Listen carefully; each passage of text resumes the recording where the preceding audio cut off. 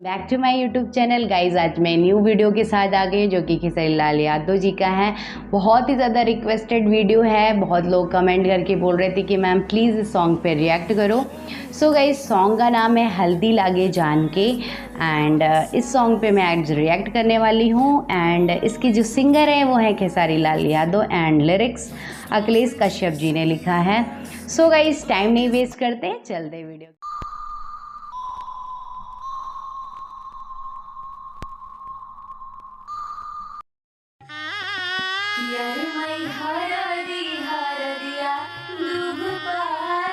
बिल्कुल हल्दी सेरेमनी में कैसे होता है सीन, सेम वैसे ही लग रहा है। फुल माहौल।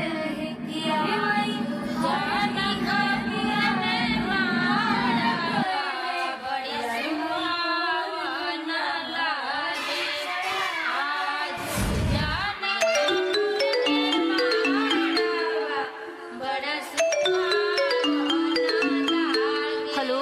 हाँ हेलो। कहाँ बाड़ा? घरे बनी। अरे जल्दी आवा ना।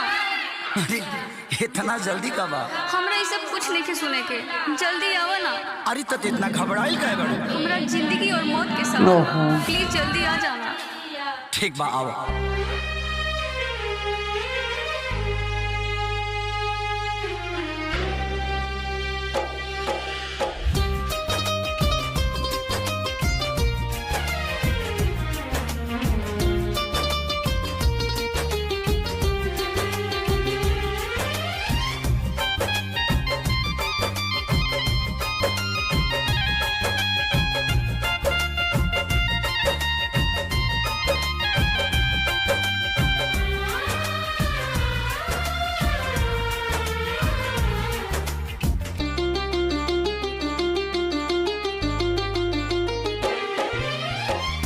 पगली के भइल बाटे पागल के दासा, आज हमरा पता चलल।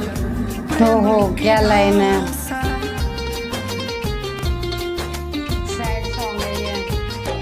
हाँ पगली के भइल बाटे पागल के दासा, आज हमरा पता चलल प्रेम के भाषा। रोते रोते मिले हमसे आयल बड़ी, रोते रोते मिले हमसे आयल बड़ी। हमर जान आज हरदी से लटाइल बड़ी, हमर जान आज हरदी से लटाइल बड़ी।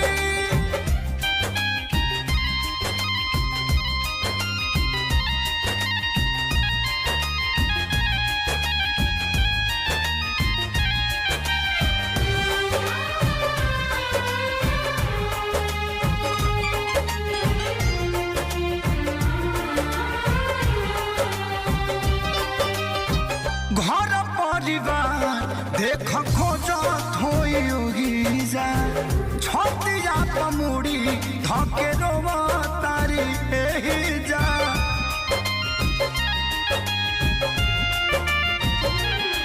हथवा के मेहंदी मिटावेली इ तो हमरे के समझावेली। अखिया बाल राइल पादा लाइल बड़ी, अखिया बाल राइल पादा लाइल बड़ी। हमर जान आज हरद से लटाइल बड़ी, हमर जान क्या सॉन्ग है। हरद से लटाइल बड़ी। सीन बहुत अच्छे टेक किए गए हैं।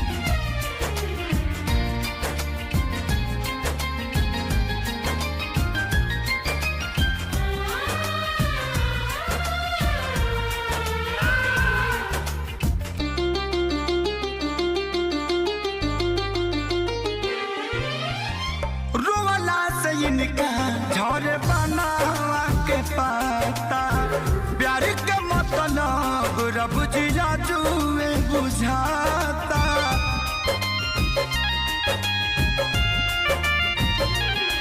हम इनका से तनिको खफा नहीं खी, काहे की जान बेवफा नहीं खी। अखिलेश के खेसारी खाती भुलायल बड़ी, अखिलेश के खेसारी खाती भुलायल बड़ी।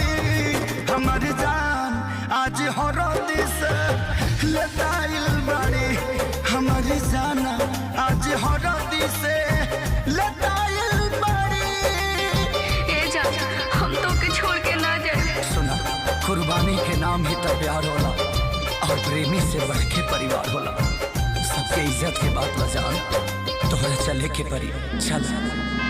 वाह,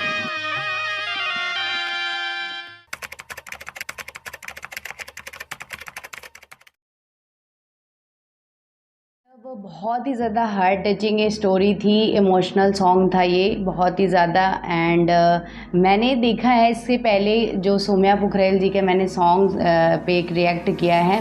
अगर आपने नहीं देखा है तो जाकर के मेरे चैनल पे चेकआउट कर सकते हो, टैटू वाली फ़ैन। तो उसमें मैंने देखा था मैम की सिंगिंग बहुत अच्छी थी, वॉइस बहुत अच्छी है मैम की।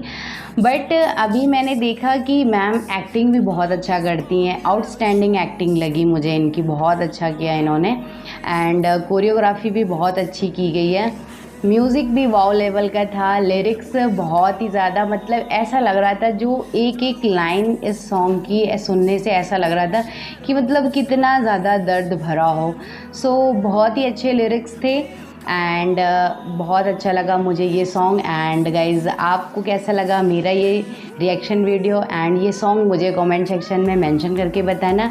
एंड गाइज़ अगर चैनल पे नए हो तो प्लीज़ चैनल को लाइक शेयर एंड सब्सक्राइब करना। मिलते हैं नेक्स्ट वीडियो में, तब तक के लिए ओके बाय बाय।